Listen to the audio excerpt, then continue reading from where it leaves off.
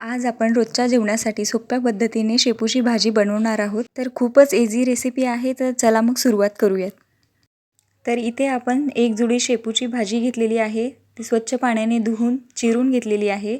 तर इथे आपण 2 हिरव्या मिरच्या घेतलेल्या आहेत. त्या आपल्याला छान भाजून घ्यायच्या आहेत. तर मिरच्या जे आहेत ते तुमच्या चवीनुसार कमी जास्त करू शकतात.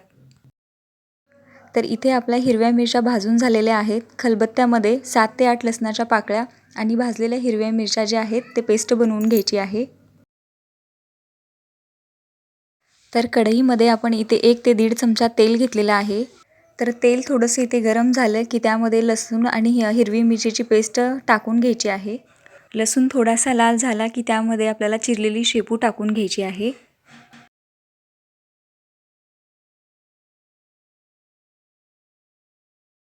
तर शेपू आपण टाकून घेतलेला आहे. इथे अर्धी वाटी मूग डाळ भिजत ठेवलेली होती अर्धा तास. तर ती आपल्याला भाजीमध्ये टाकून घ्यायची आहे.